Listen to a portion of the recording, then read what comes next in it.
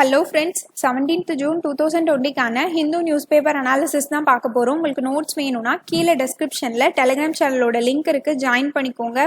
Rural India இந்த new viral flash point. கோவிட்-19 pandemic பார்த்தீங்கன்னா அர்பன் இந்தியாவில் தான் அதிக அளவில் காணப்படுது. நிறைய பேர் அர்பன் ஏரியாஸில் தான் பாதிக்கப்பட்டு இருக்காங்க. இறப்புகளும் அங்கே தான் அதிகமாக இருக்குது. பார்த்தீங்கன்னா மும்பை, டெல்லி, சென்னை இந்த மாதிரி இடத்துலலாம் நிறைய கேசஸ் ரெஜிஸ்டர் ஆகிட்டு இருக்கு.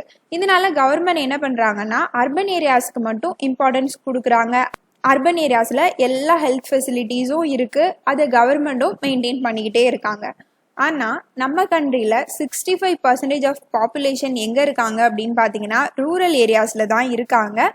கவர்மெண்ட் ரூரல் ஏரியாஸ்ல அந்த அளவுக்கு கேசஸ் ரெஜிஸ்டர் ஆகாததுனால ரூரல் ஏரியாவோட ஹெல்த் ஃபெசிலிட்டிஸ்க்கு எந்த இம்பார்ட்டன்ஸும் கொடுக்கவே இல்லை. இப்போ பார்த்தீங்கன்னா இந்த மாதிரி அர்பன் ஏரியாஸ்லேருந்து நிறைய பேர் திரும்பவும் அவங்களோட ஊருக்கு போயிட்டு இருக்காங்க, ரூரல் ஏரியாஸ்க்கு போயிட்டு இருக்காங்க. அப்படி இருக்கும்போது கண்டிப்பாக ரூரல் ஏரியாஸ்லேயும் இன்ஃபெக்ஷன் வர்றதுக்கான வாய்ப்புகள் அதிக அளவு இருக்குது. அந்த மாதிரி ரூரல் ஏரியாஸில் இன்ஃபெக்ஷன் வரும்போது கவர்மெண்ட் அதுக்கான ப்ரிகாஷன்ஸை ஃபஸ்ட்டே எடுக்கணும். எல்லா ஹெல்த் ஃபெசிலிட்டிஸும் ஃபஸ்ட்டே ரூரல் ஏரியாஸ்க்கும் கிடைக்கிற மாதிரி பண்ணணும். ஆனால் அந்த மாதிரி எந்த நடவடிக்கைகளும் ரூரல் ஏரியாஸில் எடுக்கப்படலை அப்படின்னு இந்த எடிட்டோரியலில் பேசியிருக்காங்க. ஏன் ரூரல் ஏரியாஸ்க்கு ரொம்ப கான்சன்ட்ரேஷன் கொடுக்கணும் அப்படின்னா, இப்போ அர்பன் ஏரியாவில் நிறைய கேசஸ் வந்துச்சு அப்படின்னா கூட நம்ம சமாளிச்சிடலாம். ஏன்னா அங்கே நிறைய ஹாஸ்பிட்டல்ஸ் இருக்குது, நிறைய இன்ஃப்ராஸ்ட்ரக்சர் ஃபெசிலிட்டிஸ் இருக்குது. ஆனால் ரூரல் ஏரியாஸில் இந்த மாதிரி நிறைய பேருக்கு இன்ஃபெக்ஷன் ஆச்சு அப்படின்னா ரூரல் ஏரியாஸ்ல அந்த அளவுக்கு பெரிய பெரிய ஹாஸ்பிட்டல்ஸ் இருக்காது, பிரைமரி ஹெல்த் சென்டர்ஸ் தான் அதிகமா இருக்கும். அப்போ அதை சமாளிக்கிறது ரொம்ப கஷ்டமா இருக்கும். அதனால இப்பவே ப்ரிகாஷன் எடுக்கணும் அப்படின்னு சொல்லியிருக்காங்க. என்ன மாதிரியான ஸ்டெப்ஸ்லாம் எடுக்கலாம் அப்படின்னா, ஃபர்ஸ்ட் சோஷியல் வேக்சினை ரூரல் ஏரியாஸ்ல இம்ப்ளிமெண்ட் பண்ணணும். சோஷியல் வேக்சினை பத்தி நம்மளோட ஹெல்த் மினிஸ்டர் ஹர்ஷ்வர்தன் பேசியிருப்பாரு. சோஷியல் வேக்சின் அப்படின்னா ஹேண்ட் ஹைஜீன் மெயின்டைன் பண்றது, பிசிக்கல் டிஸ்டன்சிங் மெயின்டைன் பண்றது, ஃபேஸ் மாஸ்க் யூஸ் பண்றது, இந்த மூணையும் தான் சொல்லுவோம். இந்த மூணையும் வில்லேஜ் ஏரியாஸ்ல கொண்டு வரணும் அப்படின்னு சொல்லியிருக்காங்க. எல்லா பீப்புள்ஸ்க்கும் ஹேண்ட் ஹைஜீன், பிசிக்கல் டிஸ்டன்சிங், அதுக்கப்புறமா ஃபேஸ் மாஸ்க் யூஸ் பண்றது, இதை பத்தியான அவேர்னஸை ஏற்படுத்தணும். யார் மூலமா இந்த அவேர்னஸை ஏற்படுத்தணும் அப்படின்னா லோக்கல் கவர்மெண்ட்ஸ் மூலமா ஏற்படுத்தணும். அதுதான் டீசென்ட்ரலைஸ்ட் அப்ரோச் அப்படின்னு சொல்லியிருக்காங்க. பஞ்சாயத்துல இருக்கிறவங்க இவங்க மூலமா அவங்களுக்கு அவேர்னஸ் ஏற்படுத்தணும். ஏன்னா அவங்க தான் அவங்க பக்கத்திலே இருப்பாங்க, அதானே அவங்களுக்கு தெரிஞ்சவங்களாவும் இருப்பாங்க. பஞ்சாயத்துல இருக்கவங்க அவங்க மூலமா இந்த வில்லேஜ் பீப்புள்ஸ்க்கு அவேர்னஸை கிரியேட் பண்ணணும். அதுக்கப்புறமா இந்த சோஷியல் வேக்சின் பத்தியும் அதோட நன்மைகளை பத்தியும் ரூரல் பீப்புள்ஸ்க்கு எஜுகேட் பண்ணிக்கிட்டே இருக்கணும். இந்த மாதிரி நீங்க சோஷியல் வேக்சினை ஃபாலோ பண்றது மூலமா உங்களுக்கும் உங்களோட ஃபேமிலிக்கும் நல்லது அப்படின்னு அவங்களுக்கு எஜுகேட் பண்ணிக்கிட்டே இருக்கணும்.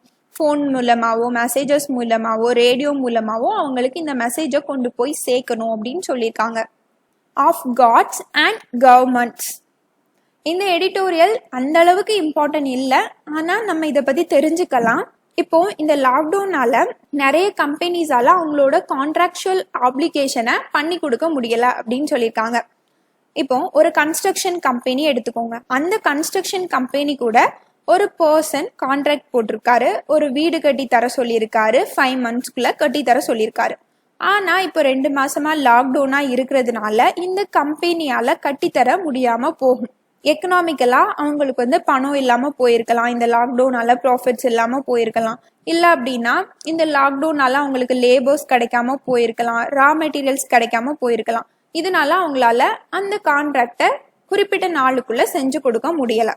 இப்போ நார்மலா உள்ள பீரியட்ல இந்த கம்பெனி குறிப்பிட்ட நாளுக்குள்ள கான்ட்ராக்டை செஞ்சு கொடுக்க முடியலன்னா இந்த பர்சன் என்ன பண்ணலாம் அப்படின்னா அவங்க மேல கேஸ் ஃபைல் பண்ணலாம் கோர்ட்ல. இவர் எனக்கு இந்த மாதிரி பண்ணி கொடுப்பேன்னு சொன்னாரு, ஆனா குறிப்பிட்ட நாளுக்குள்ள செஞ்சு தரல, என்னை ஏமாத்திட்டாருன்னு கோர்ட்ல கேஸ் ஃபைல் பண்ணலாம். ஆனா இப்போ பாருங்க, நார்மலான சிச்சுவேஷனா போயிட்டு இருக்கு வேர்ல்ட்ல. இல்ல நம்ம கையையும் மீறி நடந்துடுச்சு அப்படின்னு சொல்லுவோம்ல, அந்த மாதிரி ஒரு சிச்சுவேஷன் தானே போயிட்டு இருக்கு. இந்த மாதிரி ஒரு சிச்சுவேஷன் நடக்கும்போது இந்த கம்பெனி மேல இந்த பர்சன் கேஸ் போட முடியாது. அதுக்கு ஒரு ப்ரொவிஷன் இருக்கு. இந்த ப்ரொவிஷனை இந்த கான்ட்ராக்ட் சைன் பண்ணியிருப்பாங்கல்ல, அப்போவே அந்த கான்ட்ராக்ட்ல மென்ஷன் பண்ணி வச்சிருவாங்களாம். எப்படி மென்ஷன் பண்ணுவாங்க அப்படின்னா, ஃபோர்ஸ் மேஜர் நடக்கும்போது கம்பெனி வந்து கான்ட்ராக்டை குறிப்பிட்ட நாளுக்குள்ள பண்ணி கொடுக்க முடியலன்னா நீங்க வந்து கம்ப்ளைண்ட் கொடுக்க கூடாது அப்படின்னா அந்த கான்ட்ராக்ட்ல அந்த கம்பெனி ஃபர்ஸ்டே மென்ஷன் பண்ணி வச்சிருவாங்க. அப்போ ஃபோர்ஸ் மேஜர் அப்படின்னா என்னன்னா, ஏதாவது வார் நடக்குது இல்ல ஏதோ ஒரு பெரிய கலவரம் நடக்குது அப்படின்னா கண்டிப்பா அந்த கம்பெனியால பண்ணி கொடுக்க முடியாதா, அதை வந்து ஃபோர்ஸ் மேஜர் அப்படின்னு மென்ஷன் பண்ணிருப்பாங்க.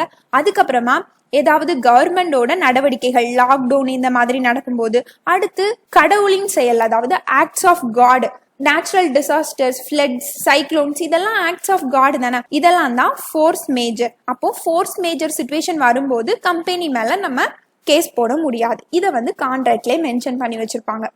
இப்போவும் எல்லா கம்பெனிஸ், எல்லா கான்ட்ராக்டர்ஸும் இந்த ஃபோர்ஸ் மேஜர் இந்த கிளாஸை வந்து யூஸ் பண்ணிட்டு இருக்காங்க. ஆனா இதுல ஒரு ப்ராப்ளம் இருக்கு அப்படின்னு சொல்லியிருக்காரு. என்ன சொல்லியிருக்காருன்னா, COVID-19 எல்லாரும் ஃபோர்ஸ் மேஜர் அப்படின்னு சொல்றாங்க. ஆனா COVID-19 ஒன்னும் கான்ட்ராக்ட் வேலைகள் வந்து பாதிக்கப்படல, வைரஸ் ஒன்னும் நம்மள வேலை பண்ண வேண்டாம் அப்படின்னு சொல்லல. நம்மளோட கவர்மெண்ட் தான் வைரஸை தடுக்கிறதுக்காக லாக்டவுன் போட்டிருக்காங்க. அப்போ லாக்டவுன் தானே ஃபோர்ஸ் மேஜர், அதனால தானே நம்மளால வேலையை பண்ண முடியல.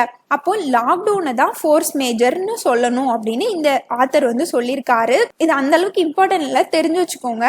இப்போ ஃபோர்ஸ் மேஜர் அப்படிங்கிறத கான்ட்ராக்ட் சைன் பண்ணும்போதே ரெண்டு பார்ட்டியும் அந்த கான்ட்ராக்ட்ல மென்ஷன் பண்ணியிருப்பாங்க அப்படின்னு பார்த்தோம். சில கான்ட்ராக்ட்ஸ்ல வந்து இந்த ஃபோர்ஸ் மேஜர் கிளாஸை வந்து மென்ஷன் பண்ணியிருக்க மாட்டாங்களாம். அந்த மாதிரி மென்ஷன் பண்ணலைன்னா இன்னொரு வழியிலையும் இந்த கம்பெனிஸ் வந்து தப்பிச்சுக்கலாம். எப்படி அப்படின்னா, இந்தியன் கான்ட்ராக்ட் ஆக்ட் 1872 செக்ஷன் 56ல கிரவுண்ட்ஸ் ஆஃப் ஃப்ரஸ்ட்ரேஷன் அப்படின்னு ஒன்று கொடுத்துருக்காங்க. இதுல என்ன சொல்லியிருக்காங்கன்னா, இதே தான், நம்ம கையையும் மீறி ஒரு இம்பாசிபிளான ஒரு ஈவெண்ட் நடக்குது அப்படின்னா அந்த கான்ட்ராக்டர் வந்து அந்த டைம்குள்ள செஞ்சு கொடுக்க முடியலனாலும் ஒன்றும் பிரச்சனை இல்லை, அவர் மேல எந்த நடவடிக்கைகளும் எடுக்கக்கூடாது அப்படின்னு இந்த செக்ஷன் 56ல சொல்லியிருக்காங்க. ஆனா இந்த செக்ஷன் 56ல இன்னொரு விஷயமும் சொல்லியிருக்காங்க.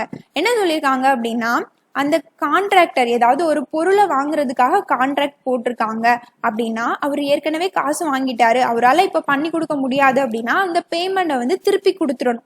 இப்போ பார்த்தீங்கன்னா நிறைய பேர் ஃப்ளைட்ல டிக்கெட் புக் பண்ணியிருப்பாங்க. இந்த லாக்டவுன் பீரியட்ல ஃப்ளைட்ஸ் வந்து கேன்சல் ஆயிருக்கும். இந்த ஏர்லைன்ஸ் கம்பெனிஸ் காசு வந்து இன்னும் கொடுக்காம இருக்காங்க. இப்போ இவங்க பேமெண்ட்டை திருப்பி தராததுனால இந்த செக்ஷனுக்கு அகெயின்ஸ்டா இருக்கு அப்படின்னு சொல்லிட்டு இந்த ஏர்லைன்ஸ் மேலெல்லாம் நிறைய கேசஸ் வந்து போட்டிருக்காங்களாம்.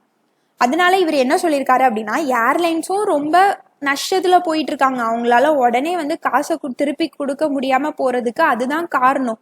அதனால கோர்ட்ஸ் என்ன பண்ணணும் அப்படின்னா, இந்த கேஸை சுமூகமா முடிச்சு வைக்கணும், கஸ்டமர்ஸ் கிட்ட நெகோஷியேட் பண்ணி இந்த டிஸ்பியூட்ஸை வந்து செட்டில் பண்ணி வைக்கணும் ஸ்மூத்தா அப்படின்னு சொல்லியிருக்காரு.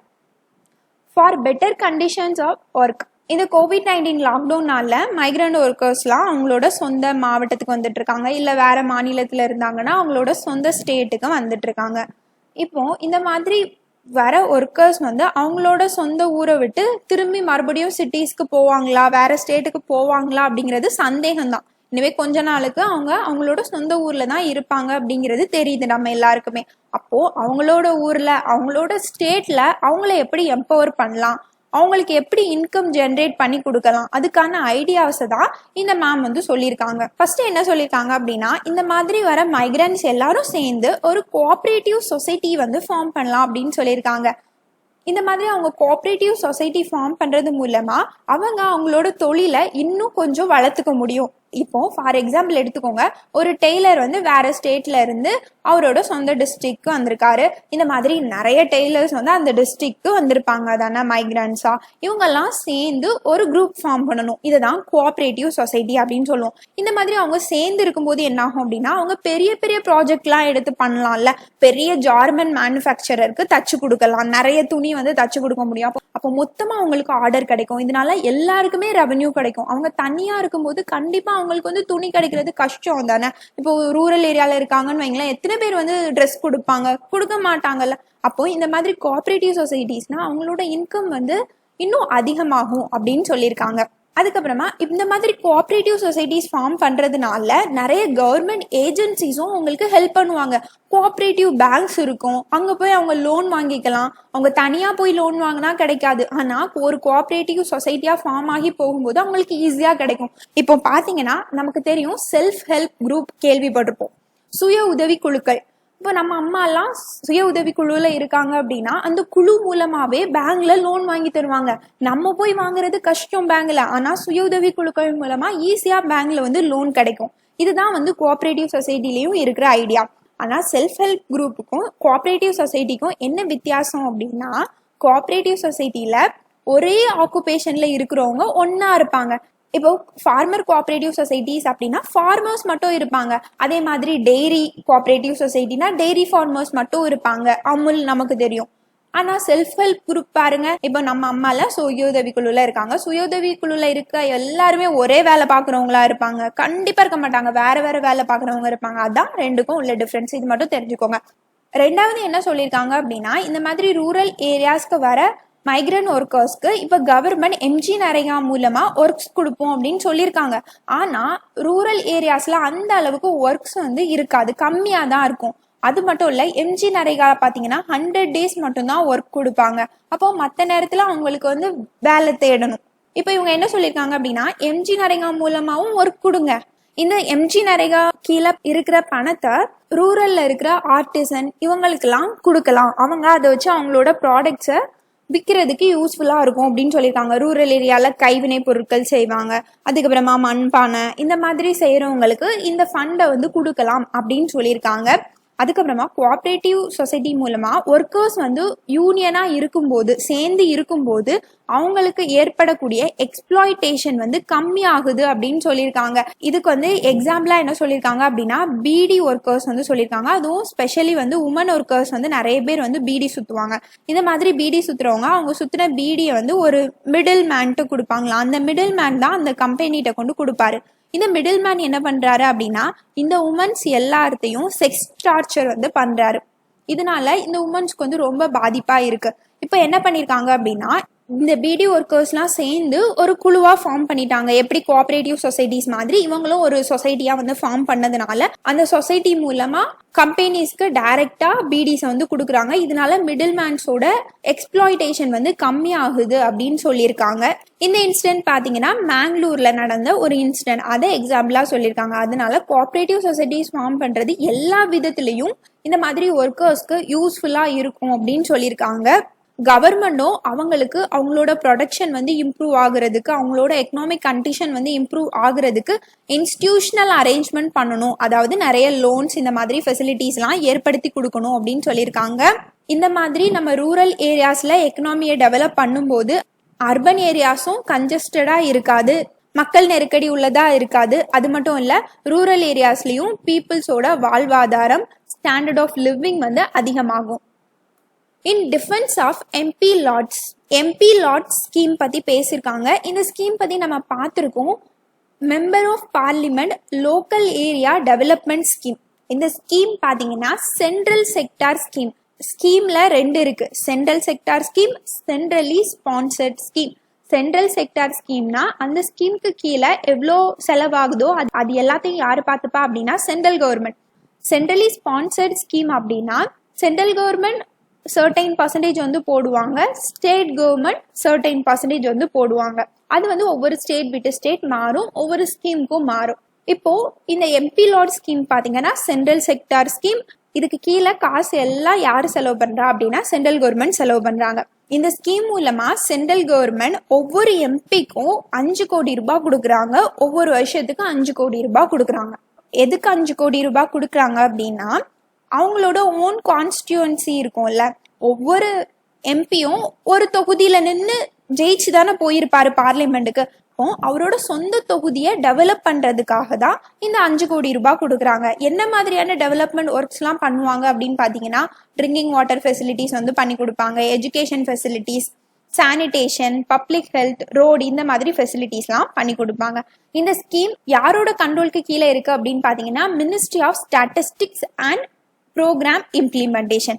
இப்போ கவர்மெண்ட் ரீசெண்டா என்ன அனௌன்ஸ் பண்ணியிருந்தாங்க அப்படின்னா, இப்போ COVID-19 லாக்டவுன்னால கவர்மெண்ட்டுக்கு ரெவென்யூ எல்லாமே கம்மி ஆயிடுச்சு. அதனால எம்பிஸ்க்கு கொடுக்குற இந்த 5 கோடி ரூபாய் இந்த ஸ்கீமை நாங்க 2 வருஷத்துக்கு நிறுத்தி வைக்கிறோம். எதுக்காக அப்படின்னா, இந்த காசை நாங்க COVID-19 டேக்கிள் பண்றதுக்கு யூஸ் பண்ண போறோம் அப்படின்னு சென்ட்ரல் கவர்மெண்ட் சொல்லியிருந்தாங்க.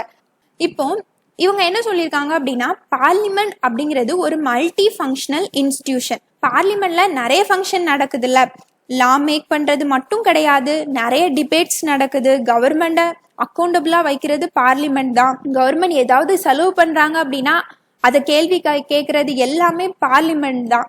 அப்போ அவங்க மல்டி ஃபங்க்ஷனல் இன்ஸ்டிடியூஷன். பார்லிமெண்ட்ல இருக்கிற மெம்பரும் ஒரு மல்டி ஃபங்க்ஷனல் ரெப்ரசன்டேட்டிவ் அப்படின்னு சொல்லியிருக்காரு. ஏன்னா மெம்பர் ஆஃப் பார்லிமெண்ட் தான் பீப்புள்ஸை வந்து பார்லிமெண்ட்ல ரெப்ரசன்ட் பண்றாங்க. பீப்புள்ஸோட எல்லா விதமான ப்ராப்ளம்ஸையும் அவங்க தான் அங்க எடுத்து வைக்கிறாங்க. கவர்மெண்ட பீப்புள்ஸோட ப்ராப்ளம்ஸை சால்வ் பண்றதுக்கு தூண்டுறது எல்லாமே இந்த எம்பிஸ் தான். அப்போ எம்பிஸோட ஃபங்க்ஷன் லெஜிஸ்லேஷன், லா மேக் பண்றது, இதுல மட்டும் கிடையாது. அட்மினிஸ்ட்ரேஷனை சூப்பர்வைஸ் பண்றது, ஆஃபீஸர்ஸ் இவங்களெல்லாம் சூப்பர்வைஸ் பண்றது, இது மட்டும் அவங்களோட வேலை கிடையாது. அவங்களோட தொகுதியில இருக்கிற பிரச்சனைகளை வந்து தீர்த்து வைக்கிறது, அவங்களோட தொகுதியை டெவலப் பண்றது, இது எல்லாமே அவங்களோட ஃபங்க்ஷன் தான்.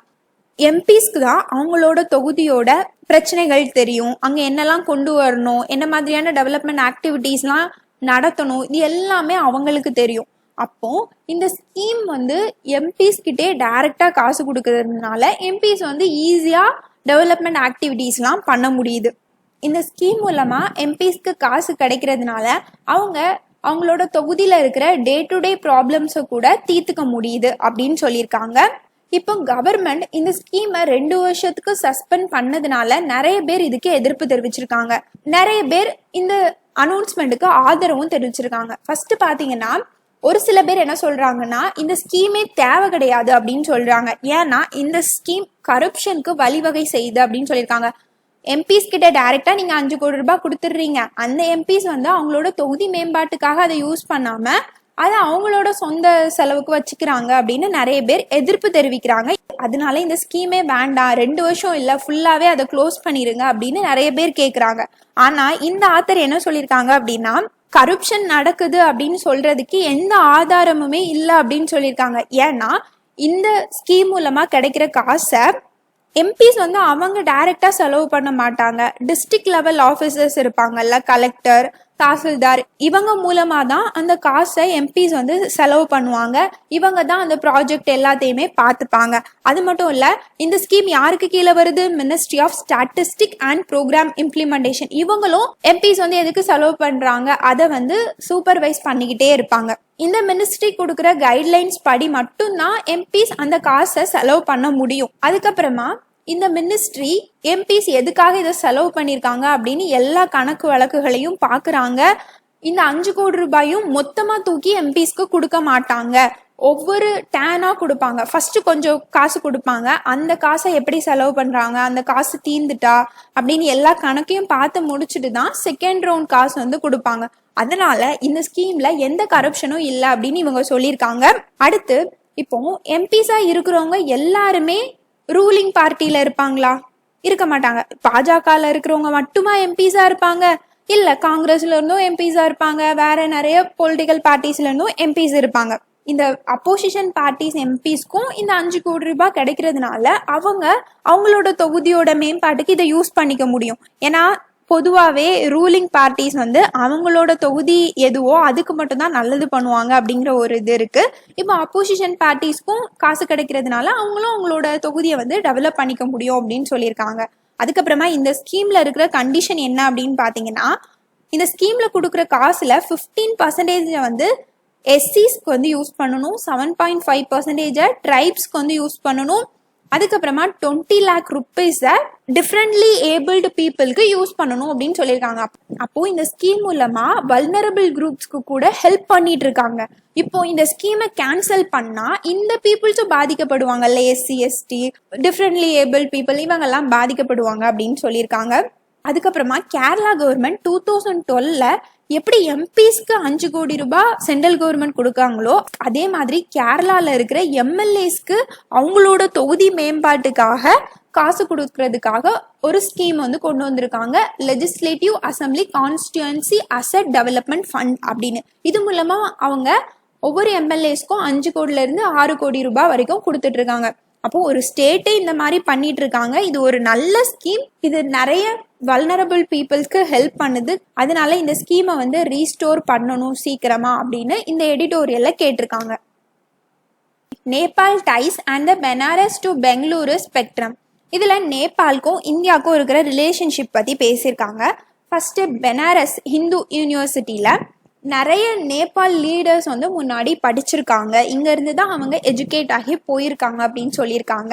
பெனாரஸ் அப்படிங்கிறது உத்தரப்பிரதேஷில் இருக்கிற வாரணாசியை மென்ஷன் பண்ணியிருக்காங்க. அடுத்து பெங்களூரில் நிறைய ஐடி இண்டஸ்ட்ரீஸில் நேபாளில் இருந்து நிறைய பேர் ஒர்க் பண்ணிட்டு இருக்காங்க அப்படின்னு சொல்லி இந்த எடிட்டோரியலை ஸ்டார்ட் பண்ணியிருக்காங்க. இப்போ நேபாள் வந்து சேஞ்ச் ஆகிட்டே இருக்காங்க. நமக்கு தெரியும் நேபாளுக்கும் இந்தியாவுக்கும் இருக்கிறது ஹிஸ்டாரிக்கலான ரிலேஷன்ஷிப். 1950 அவங்க ட்ரீட்டி ஆஃப் ஃப்ரெண்ட்ஷிப் வந்து சைன் பண்ணியிருப்பாங்க. அதுலேருந்தே நம்மளோட ரிலேஷன்ஷிப் வந்து அவங்க கூட ஸ்ட்ராங்காக இருக்குது. நம்ம நிறைய இன்வெஸ்ட்மெண்ட் பண்ணியிருக்கோம், இந்த மாதிரிலாம் நம்ம பார்த்தோம். இப்போ நேபாள் வந்து சேஞ்ச் ஆகிட்டு இருக்காங்க. என்ன மாதிரி சேஞ்ச் ஆகிருக்காங்க அப்படின்னு பார்க்கலாம். ஃபர்ஸ்ட் நேபாள் பார்த்தீங்கன்னா ஒரு மோனார்க் கண்ட்ரியாக இருந்திருக்கு. 1990 தான் அவங்க வந்து டெமோக்ரஸி அப்படிங்கிற ஒரு இதை வந்து கிளைம் பண்ணியிருக்காங்க. 2008 தான் மோனார்கியை வந்து அபாலிஷ் பண்ணியிருக்காங்க. ஃபர்ஸ்ட் சேஞ்ச் என்ன அவங்க கிட்ட அப்படின்னா, சைனீஸ் பார்த்தீங்கன்னா பொலிட்டிக்கலாகவும் எக்கனாமிக்கலாகவும் நேபாளை இன்ஃப்ளூயன்ஸ் பண்ண ஸ்டார்ட் பண்ணிட்டாங்க. நிறைய ப்ராஜெக்ட்லாம் அவங்க இன்வெஸ்ட் பண்ணியிருக்காங்க. பொலிட்டிக்கலாகவும் சைனா வந்து அவங்களுக்கு பின்னாடி இருக்கு அப்படின்னு சொல்லியிருக்காங்க. ரெண்டாவது, நேபாளோட கவர்மெண்ட் எப்பவுமே நேஷனலிசம் அப்படிங்கிறத கையில எடுத்துட்டே இருக்காங்க. அதுவும் இந்தியாவுக்கு எதிராக கையில எடுத்துட்டு இருக்காங்க அப்படின்னு சொல்லியிருக்காங்க.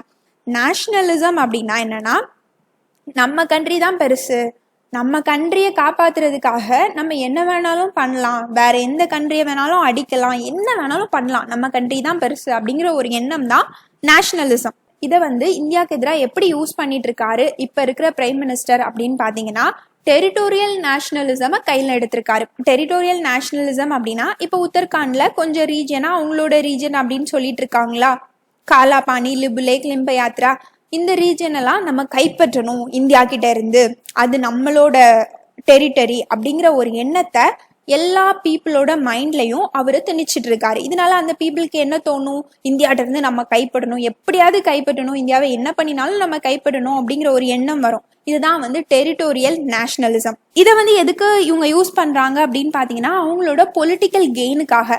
ஏன்னா இப்ப இருக்கிற பிரைம் மினிஸ்டரோட பவர் வந்து அங்க கொஞ்சம் கொஞ்சமா கம்மி ஆயிட்டே இருக்கு. கோவிட்-19 அவரால் ஒழுங்கா டீல் பண்ண முடியல, அங்க எக்கனாமிக் சுச்சுவேஷனா அவரால் ஒழுங்கா பாத்துக்க முடியல அப்படின்னா அவருக்கு யாருமே சப்போர்ட் கொடுக்க மாட்டேங்கிறாங்க. இப்போ டெரிட்டோரியல் நேஷனலிசம் கையில எடுத்தாங்க அப்படின்னா, இந்த பிரைம் மினிஸ்டர் நம்ம கண்ட்ரியோட டெரிட்டரிக்காக இந்தியா கூடவே சண்டை போடுறாரு அப்படின்னு எல்லா பீப்புளுக்கும் அவரை பிடிக்க ஆரம்பிச்சிடும். இதுதான் வந்து கான்செப்ட். அடுத்து, லேக் ஆஃப் ப்ராக்ரஸ் அந்த Pancheshwar hydro electric project. Pancheshwar hydro electric project பார்த்தீங்கன்னா மகாகாளி ரிவர்ல இருக்கிற ப்ராஜெக்ட். அதாவது காளி ரிவர், நான் பிக்சர் போட மறந்துட்டேன், உங்களுக்கு தெரியும் அப்படின்னு நினைக்கிறேன். இந்த இடத்துல தான் ப்ராப்ளம் போயிட்டு இருக்கு. உத்தரகாண்ட் இந்த ரீஜன்ல நேபாளையும் இந்தியாவையும் பிரிக்கிற மாதிரி இருக்கிற ரிவர் தான் இந்த மகாகாளி ரிவர். இதுல இந்தியாவும் நேபாளும் சேர்ந்து ஒரு ஹைட்ரோ எலக்ட்ரிக் ப்ராஜெக்ட் கட்டலாம் அப்படின்னு சைன் பண்ணியிருப்பாங்க. ஆனா இப்போ நேபாள் இந்த ப்ராஜெக்ட் கட்டுறதுல அவங்களோட இன்ட்ரெஸ்ட்டை வந்து கம்மி பண்ணிட்டே இருக்காங்க. ஏன்னா அவங்க தான் இந்தியா கூட சண்டை போட்டுட்டு இருக்காங்கல்ல. அடுத்து நேபாள் என்ன பண்றாங்க அப்படின்னா, நேபாளில் இருக்கிற மதேசிஸ் இந்த கம்யூனிட்டி பீப்புள்ஸை ரொம்ப டிஸ்கிரிமினேட் பண்ணிட்டே இருக்காங்க. எதுக்காக அப்படின்னா, இந்த மதேசிஸ் பீப்புள் இந்தியா கூட நல்ல ரிலேஷன்ஷிப்ல இருக்காங்க அப்படிங்கிறதுக்காக அங்க இருக்கிற பீப்புள்ஸும் நேபாள் கவர்மெண்ட்டும் அந்த பீப்புளை டிஸ்கிரிமினேட் பண்றாங்க. இந்த மதேசிஸ் பீப்புள் எங்க இருக்காங்க அப்படின்னா, இந்தியாவுக்கும் நேபாளுக்கும் இருக்கிற பார்டர் ரீஜியன், அந்த ஹில்லி ஏரியாஸ்ல தான் இந்த பீப்புள்ஸ் வந்து இருக்காங்க. அதுக்கப்புறமா நேபாள் பார்த்தீங்கன்னா இந்தியா சைனா மட்டும் கிடையாது, வேறையும் நிறைய கண்ட்ரிஸ் கூட கோஆப்ரேட்டிவா செயல்பட்டு இருக்காங்க. யூரோப்பியன் யூனியன்ல இருந்து நேபாளுக்கு நிறைய எய்ட்ஸ் வந்து கொடுத்துட்டு இருக்காங்க. மலேசியன் கவர்மெண்ட் கூட ஒரு ப்ராஜெக்ட் வந்து சைன் பண்ணி வச்சிருக்காங்க. கத்தார் ஏர்வேஸ் கூட கோஆப்ரேட்டிவா செயல்பட்டு இருக்காங்க. இந்த மாதிரி அவங்க எல்லா கண்ட்ரிஸ் கூடயும் கோஆப்ரேட்டிவா செயல்பட ஆரம்பிச்சிட்டாங்க. முன்னாடி பாத்தீங்கன்னா ஃபுல்லாவே இந்தியாவை தான் டிபெண்ட் பண்ணியிருந்தாங்க. அதுக்கப்புறமா சைனா இன்ஃப்ளூயன்ஸ் பண்ண ஆரம்பிச்சாங்க. இப்போ பாத்தீங்கன்னா எல்லா கண்ட்ரிஸ் கூடயுமே அவங்க ரிலேஷன்ஷிப்ல இருக்காங்க. முன்னாடி நம்ம பார்த்தோம், அவங்களோட பெரிய பெரிய தலைவர்களே நம்மளோட இந்தியாவில தான் வந்து படிச்சாங்க அப்படின்னு. இப்போ பார்த்தீங்கன்னா அவங்களோட ஸ்டூடெண்ட்ஸ் வந்து வேர்ல்ட் ஃபுல்லாக நிறைய கண்ட்ரீஸில் போய் படிச்சுட்டு இருக்காங்க. அது மட்டும் இல்லை, அவங்களும் அவங்களோட கண்ட்ரியில் நிறைய இன்ஸ்டிடியூஷன்ஸ் வந்து கட்டிகிட்டு இருக்காங்க. இதனால அங்கேருந்து ஸ்டூடெண்ட்ஸ் வந்து இந்தியாவுக்கு வந்து படிக்கிறது கம்மியாயிருக்கு. என்னதான் அவங்க எப்படி மாறினாலும் அவங்களுக்கு இந்தியா கூட இருக்கிற ரிலேஷன்ஷிப் ரொம்ப முக்கியம் அப்படின்னு சொல்லியிருக்காங்க. ஏன்னா நேபாளோட எக்ஸ்டர்னல் ட்ரேடில் 2/3 வந்து இந்தியா கூட தான் அவங்க பண்ணிட்டு இருக்காங்க. $12 பில்லியன் ஆனுவலி அவங்க நம்ம கூட ட்ரேட் பண்ணிட்டு இருக்காங்க. நம்ம தான் அவங்களுக்கு நிறைய பொருட்களை வந்து கொடுத்துட்டு இருக்கோம். இந்தியா பார்த்தீங்கன்னா நேபாளில் லார்ஜஸ்ட் இன்வெஸ்டராக இருக்காங்க. நிறைய செக்டாரில் நம்ம இன்வெஸ்ட் பண்ணி வச்சுருக்கோம். நிறைய இந்தியன் கம்பெனிஸ் வந்து நேபாளில் இருக்கு. அடுத்து நேபாளுக்கும் இந்தியாவுக்கும் உள்ள ரிலேஷன்ஷிப் பார்த்தீங்கன்னா ஓப்பன் பார்டர்ஸ், அதாவது அங்கேருந்து பீப்புள்ஸ் வந்து ஈஸியாக இங்கே வந்து வேலை பார்த்துக்கலாம், வாழ்ந்துக்கலாம், நம்மளும் அங்கே போய் இப்போ வந்து வேலை பார்த்துக்கலாம். இந்த மாதிரி நிறைய ப்ரிவிலேஜஸ் வந்து ரெண்டு கண்ட்ரிஸும் வந்து கொடுத்துருக்கோம். யூனிக்கான ரிலேஷன்ஷிப்பாக இருந்துட்டு இருக்கு. அதனால இந்த ரிலேஷன்ஷிப்பை ரிவைவ் பண்ணுறது, மறுபடியும் புதுப்பிக்கிறது அப்படிங்கிறது ரெண்டு கண்ட்ரிக்குமே இம்பார்ட்டன்ட். இப்போ இந்தியா என்ன பண்ணலாம் அப்படின்னு இவர் சஜஷன் கொடுத்துருக்காரு. இதை வந்து கண்டிப்பாக நோட் பண்ணி வச்சுருக்காங்க. முன்னாடி சஜஷன் வந்து நம்ம பார்த்துருக்கோம். அதில் எல்லாமே என்ன சொல்லியிருந்தாங்க அப்படின்னா நெகோசியேஷன் பண்ணணும் அப்படின்னு சொல்லியிருந்தாங்க. இவர் என்ன சொல்லியிருக்காரு அப்படின்னா இந்தியா நேபாளோட டெவலப்மெண்ட்ல ஃபோக்கஸ் பண்ணணும் அப்படின்னு சொல்லியிருக்காங்க. நேபாளோட பார்டர் ஏரியாஸில் அவங்களுக்கு வந்து நல்ல ரோட்ஸ்லாம் கட்டி கொடுக்கணும். ஏன்னா அவங்களோட பார்டர்ஸ் வந்து ஹில்லி ரீஜியன்ஸாக இருக்கிறதுனால அந்த அளவுக்கு அவங்களுக்கு ஃபெசிலிட்டிஸ் வந்து இல்லை. அதனால அவங்களுக்கு நல்ல ரோட்ஸ் வந்து கட்டி கொடுக்கலாம், ஷாப்பிங் மால்ஸ் வந்து கட்டி கொடுக்கலாம். இந்த மாதிரி பண்ணும்போது நேபாள் பீப்புள்ஸ்க்கும் இந்தியா மேலே ஒரு இமேஜ் வரும். இது மூலமா அவங்க கூட இருக்கிற டைஸை வந்து இன்னும் நம்மளால ஸ்ட்ராங் பண்ணிக்க முடியும். நேபாள் பீப்புளுக்கும் நம்ம மேல ஒரு நல்ல எண்ணம் வரும் அப்படின்னு இவர் சொல்லியிருக்காரு. India experts to sail through UN security council vote. நம்ம ஏற்கனவே பார்த்துருக்கோம். யூஎன் செக்யூரிட்டி கவுன்சில்ல நான் பெர்மனன்ட் மெம்பர்ஸ்க்கான எலெக்ஷன் வந்து நடக்க போகுது. என்னைக்குன்னா June 17 இன்னைக்கு தான் எலெக்ஷன் வந்து நடக்க போகுது. யூஎன் செக்யூரிட்டி கவுன்சிலில் பார்த்தீங்கன்னா மொத்தம் 15 மெம்பர்ஸ் இருக்காங்க. இதில் 5 மெம்பர்ஸ் பார்த்தீங்கன்னா பெர்மனன்ட் மெம்பர்ஸாக இருப்பாங்க. இவங்களுக்கு வீட்டோ பவர் இருக்கும். இவங்களை அசிஸ்ட் பண்ணுற மாதிரி 10 நான் பெர்மனன்ட் மெம்பர்ஸ் இருப்பாங்க. நேம்லே தெரியுதா, இவங்க வந்து நான் பெர்மனன்ட் மெம்பர்ஸ். இவங்களோட டேம் பார்த்தீங்கன்னா 2 இயர்ஸ் மட்டும்தான் இருக்கும். 2 இயர்ஸ் முடிஞ்சதுக்கு அப்புறமா எலெக்ஷன் வந்து நடத்துவாங்க.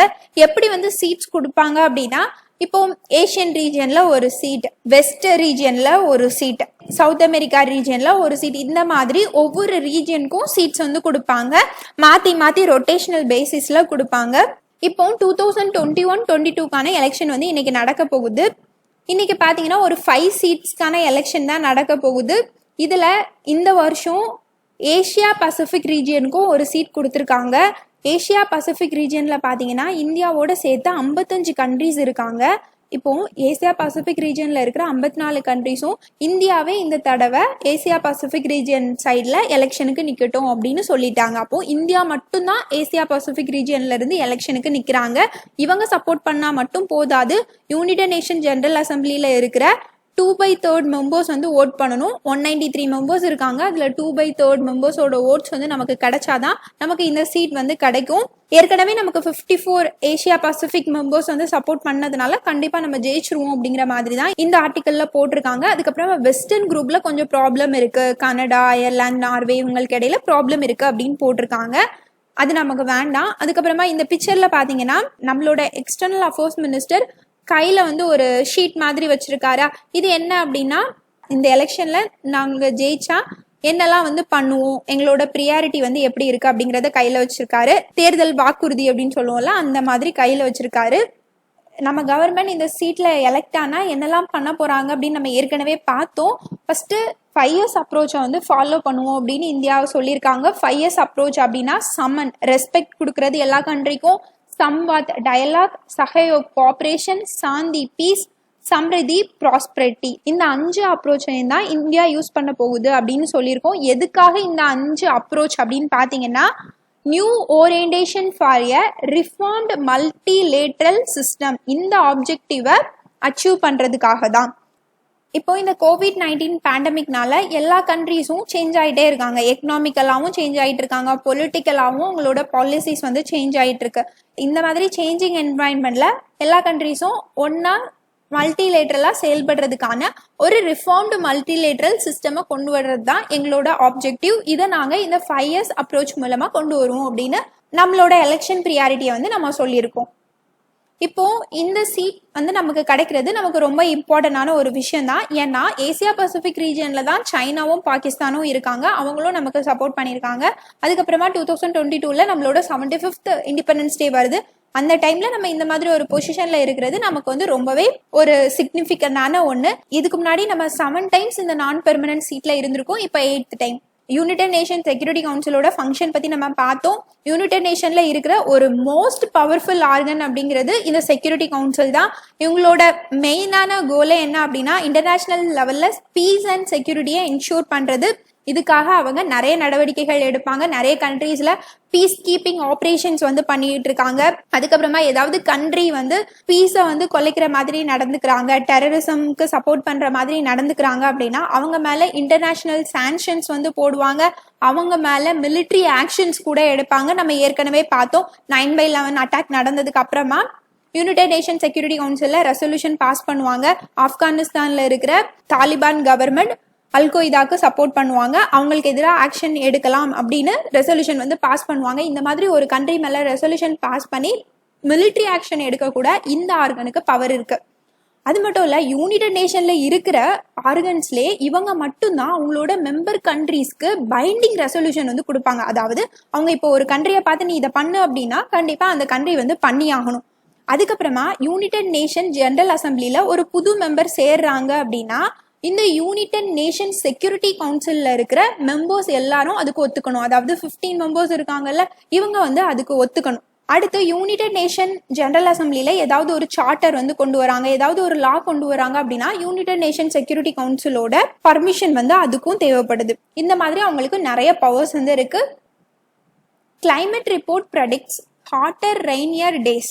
Indian institute of tropical meteorology Pune அவங்க வந்து ஒரு வெதர் ஃபார்காஸ்டிங் வந்து கொடுத்துருக்காங்க. என்ன சொல்லியிருக்காங்க அப்படின்னா 1986ல இருந்து 2005 வரைக்கும் ஹாட்டஸ்ட் டே அப்படிங்கிறது 0.63 டிகிரி செல்சியஸ் அந்த அளவுக்கு வெப்பம் அடையும். கோல்டஸ்ட் நைட் அப்படிங்கிறது 0.4 டிகிரி செல்சியஸ் அந்த மாதிரி வெப்பநிலையில இருக்கும். ஆனா 21st செஞ்சுரியோட இறுதியில ஹாட்டஸ்ட் டே அப்படின்னா 4.7 டிகிரி செல்சியஸ் இந்த அளவுக்கு டெம்பரேச்சர் வந்து இன்க்ரீஸ் ஆகும். எதனால அப்படின்னா கிரீன் ஹவுஸ் கேஸ் எமிஷன்ஸ் வந்து அதிகமாயிட்டே இருக்கு. கண்ட்ரிஸ் வந்து பாரிஸ் கிளைமேட் சேஞ்ச் அக்ரிமெண்ட் மூலமா வெப்பநிலையை 2 டிகிரி செல்சியஸ்க்கு கம்மியா வச்சிருப்போம் அப்படின்னு அக்ரி பண்ணியிருக்காங்க. ஆனா அதுக்கான எஃபெக்டிவான நடவடிக்கைகள் வந்து எடுக்கிறாங்களா அப்படின்னு தெரியல. இந்த மாதிரியே போயிட்டு இருந்துச்சு அப்படின்னா 21st செஞ்சுரியோட இறுதியில வெப்பநிலை வந்து ரொம்ப அதிகமாகும். இதனால இந்தியாவுக்கும் நிறைய பாதிப்புகள் இருக்கு. இந்தியாவோட நேச்சுரல் எக்கோசிஸ்டம் வந்து பாதிக்கப்படும், அக்ரிகல்ச்சர் அவுட்புட் வந்து பாதிக்கப்படும், ஃப்ரெஷ் வாட்டர் ரிசோர்சஸ் இதெல்லாம் கொலாப்ஸ் ஆக வாய்ப்பு இருக்கு அப்படின்னு சொல்லியிருக்காங்க. Government banks disperse 16,031 crore to MSMEs. Atmanirbhar Bharat announcement மூலமா MSMEs செக்டார்ஸ்க்கு 3 lakh crore லோன் கொடுக்கறதா அனௌன்ஸ் பண்ணிருப்பாங்க கவர்மெண்ட். இந்த லோனுக்கு பாத்தீங்கன்னா இந்த MSMEs செக்யூரிட்டிஸ் வந்து கொடுக்க தேவையில்ல, கவர்மெண்டே வந்து ஃபுல் கேரண்டி வந்து கொடுத்துருக்காங்க. இந்த ஃபண்டை வந்து கொடுக்கறதுக்காக கவர்மெண்ட் கொண்டு வந்திருக்க ஸ்கீம் நேம் பார்த்துப்போம், emergency credit line guarantee scheme. With 334 species, Hauhati redefining concept of urban jungle. அதாவது ஹவுஹாத்தி அப்படிங்கிறது அஸ்ஸாம்ல இருக்கிற ஒரு அர்பன், ஒரு சிட்டி. இங்க பாத்தீங்கன்னா ஜூஸ் இருக்கு. இந்த ஜூஸ்ல பாத்தீங்கன்னா கொஞ்சம் அனிமல்ஸ் தான் அவங்க ப்ரொடெக்ட் பண்ணி அடைச்சு வச்சு பார்த்துட்டு இருக்காங்க. ஆனா இந்த ஹவுஹாத்தில 334 ஸ்பீசிஸ் வந்து காணப்படுதான். அனிமல்ஸ், பேர்ட்ஸ் இந்த மாதிரி ஸ்பீசிஸ் வந்து 334 வந்து காணப்படுதான். இங்க ஃபுல்லாவே பில்டிங், கன்ஸ்ட்ரக்ஷன் இதெல்லாம் இருக்கு. ஆனாலும் இடையில இருக்கிற சின்ன சின்ன கிரீனரி ஏரியாஸ்ல இந்த அனிமல்ஸ்லாம் வாழ்ந்துட்டு இருக்கு, இந்த பேர்ட்ஸ்லாம் வாழ்ந்துட்டு இருக்கு அப்படின்னு சொல்லியிருக்காங்க. அதுக்கப்புறமா இந்த ஹவுஹாத்தில என்ன மாதிரியான அனிமல்ஸ்லாம் இருக்கு அப்படிலாம் கொடுத்துருக்காங்க. இந்த சிட்டியோட அவுட்ஸ்கர்ட்ல 2 வைல்ட் லைஃப் சாஞ்சுரிஸ் இருக்கு, 8 ரிசர்வ் ஃபாரஸ்ட் இருக்கு அப்படின்னு சொல்லியிருக்காங்க. அதுக்கப்புறமா ஒரு ராம்சார் சைட் இருக்கு அப்படின்னு சொல்லியிருக்காங்க. அந்த பிளேஸோட நேம் பாத்தீங்கன்னா டீப்போர் பீல் அப்படின்னு சொல்லியிருக்காங்க. அப்போ நம்ம ராம்சார் சைட் பத்தி மட்டும் பாத்துக்கலாம். டீப்போர் பூல் அப்படிங்கிறத ராம்சார் சைட்டா 2002ல அனௌன்ஸ் பண்ணியிருக்காங்க. ராம்சார் சைட் அப்படின்னா என்னன்னா ராம்சார் கன்வென்ஷனுக்கு கீழே ஒரு வெட்லேண்டை இது வந்து இன்டர்நேஷ்னலா ஒரு இம்பார்ட்டன்டான வெட்லேண்ட் அப்படின்னு அனௌன்ஸ் பண்றாங்க அப்படின்னா அததான் ராம்சார் சைட் அப்படின்னு சொல்லுவோம். இந்த ராம்சார் கன்வென்ஷன் ஆன் வெட்லேண்ட்ஸ் வந்து எப்போ கொண்டு வந்திருக்காங்க அப்படின்னா 1971ல யுனெஸ்கோல கொண்டு வந்திருக்காங்க. 1975ல இருந்து இது என்ஃபோர்ஸ் ஆயிருக்கு. இந்த கன்வென்ஷன் மூலமா இன்டர்நேஷனல் லெவல்ல இம்பார்ட்டன்டான வெட்லேண்ட்ஸ்லாம் சூஸ் பண்றாங்க. எப்படி இம்பார்ட்டன்ட் அப்படின்னு கண்டுபிடிக்கிறாங்க அப்படின்னா எந்த வெட்லேண்ட்ல அதிகமான வாட்டர் ஸ்பீசிஸ், அக்வாட்டிக் ஸ்பீசிஸ் இதெல்லாம் காணப்படுதோ அந்த ஏரியாவை தான் இன்டர்நேஷனல் இம்பார்ட்டன்ட் வெட்லேண்ட் அப்படின்னு அனௌன்ஸ் பண்றாங்க. அதே மாதிரி தான் இந்த அசாமில் இருக்க டீப்பர் பூலையும் அனௌன்ஸ் பண்ணியிருக்காங்க. இந்த மாதிரி அனௌன்ஸ் பண்ணுறது மூலமாக நேஷ்னல் அண்ட் இன்டர்நேஷ்னல் லெவலில் அந்த ஏரியா இம்பார்ட்டண்ட்டாக இருக்குது, அதுக்கு நிறைய ப்ரொடக்ஷன் வந்து கொடுத்துட்ருக்காங்க. Youth lynched in Mumbai on suspicion of theft. Mob lynching பற்றி நம்ம ஏற்கனவே பார்த்துருக்கோம். மோப் லிஞ்சிங் அப்படின்னா ஒரு பர்சனை அவங்க வந்து தப்பு பண்ணிட்டாங்க அப்படின்னு நினச்சிட்டு வைலண்டாக இருக்கிற பீப்புள் எல்லாரும் சேர்ந்து, இந்த மாதிரி வைலண்டாக இருக்கிற பீப்புளை தான் நம்ம மோப் அப்படின்னு சொல்லுவோம். இவங்க எல்லாரும் சேர்ந்து அடித்து கொல்றது தான் மோப் லிஞ்சிங் அப்படின்னு சொல்லுவோம். அப்போது அந்த பர்சன் வந்து தப்பு பண்ணியிருக்காங்களா இல்லையா அப்படிங்கிறது இந்த பீப்புளுக்கு உறுதியாக தெரியாது. அப்படியே அவன் தப்பு பண்ணியிருந்தாலும் அதுக்கு தண்டனை கொடுக்க வேண்டியது இவங்க கிடையாது, ஜுடிஷியரி தான் கொடுக்கணும். அதானே? அப்போ எக்ஸ்ட்ரா ஜுடிஷியரி கில்லிங், இதை தான் வந்து மோப் லிஞ்சிங் அப்படின்னு சொல்லுவோம். ஒரு ப்ரிசம்ஷனால இந்த மாதிரி பண்ணுறாங்க. ஃபார் எக்ஸாம்பிள் பார்த்தீங்கன்னா வாட்ஸ்அப்பில் ஏதாவது ஃபேக் மெசேஜஸ் வந்து வரும். இந்த மாதிரி ஒயிட் கலர் காரில் குழந்தைய கடத்துறவங்க வராங்க அப்படின்னா இந்த பீப்புள்ஸ்லாம் என்ன ஆகுறாங்க, வைலண்ட் ஆகிறாங்க. ஒரு ஒயிட் கலர் காரை பார்த்த உடனே எல்லாரும் சேர்ந்து என்ன பண்ணுறாங்க, இவன் தான் குழந்தைய கடத்த வந்துட்டான் அப்படின்னு சொல்லிட்டு அந்த அப்பாவி பர்சனை அடித்து கொல்றாங்க. இதுதான் வந்து மோப் லிஞ்சிங். இதை பற்றி டீட்டெயிலாக நம்ம ஃபர்ஸ்ட் ஜூன் அனாலிசிஸில் பார்த்துருக்கோம். பார்க்கல அப்படின்னா நீங்கள் பார்த்துக்கோங்க. இந்த மோப் லிஞ்சிங்க்கு எதிராக ஸ்பெசிஃபிக்காக எந்த ஒரு சென்ட்ரல் லாவும் கிடையாது. ஆனால் மணிப்பூர் தான் ஃபர்ஸ்ட் ஸ்டேட் மோப் லிஞ்சிங்காக ஸ்பெஷல் லாவை அவங்களோட ஸ்டேட்டில் கொண்டு வந்திருக்காங்க. அதுக்கடுத்து ராஜஸ்தான், வெஸ்ட் பெங்கால் இவங்கெல்லாம் கொண்டு வருவாங்க. நீங்கள் இப்போ தான் ஃபர்ஸ்ட் டைம் பார்க்குறீங்க அப்படின்னா ஃபர்ஸ்ட் ஜூன் அனாலிசிஸ் வந்து பார்த்துக்கோங்க one time. 20 Indian soldiers killed in face off at Galwan. இந்தியாவுக்கும் சைனாவுக்கும் ஃபேஸ் ஆஃப் போயிட்டு இருக்கிறது நம்ம பார்த்துட்டே தான் இருந்தோம். பேச்சுவார்த்தைகள் வந்து நல்லா முன்னேற்றமாக போயிட்டுருக்கு, எல்லாரும் பின்வாங்கி போயிட்டு இருக்காங்க சைனீஸ் ட்ரூப்ஸ்லாம் அப்படின்னு சொல்லியிருந்தாங்க. ஆனால் இப்போ கல்வான் ரிவர் ஏரியாவில் பார்த்தீங்கன்னா 20 இந்தியன் சோல்ஜர்ஸ் வந்து இறந்து போயிருக்காங்க. என்ன பேச்சுவார்த்தை பண்ணாங்க, என்ன பண்ணாங்க அப்படின்னு எதுவுமே தெரியல. ஒழுங்காக கவர்மெண்ட் இதுக்கு ஒரு பதில் வந்து சொல்லணும். அதுதான் வந்து அப்போசிஷன் பார்ட்டிஸும் வந்து கேட்டுட்டு இருக்காங்க. ஏன்னா 20 இந்தியன் சோல்ஜர்ஸ் வந்து இறந்து போயிருக்காங்க அப்படிங்கிறது ஒரு நார்மலான விஷயம் வந்து கிடையாது. கவர்மெண்ட் வந்து இதுக்கு கரெக்டான பதில் வந்து சொல்லணும். ஆனால் சைனீஸ் ஆர்மி வந்து என்ன சொல்லியிருக்காங்க அப்படின்னா இந்தியன் சோல்ஜர்ஸ் தான் அவங்களோட பார்டரை தாண்டி வந்திருக்காங்க அப்படின்லாம் சொல்லியிருக்காங்க. இன்னைக்கு நியூஸ் அவ்வளோதான் ஃப்ரெண்ட்ஸ். Thank you so much.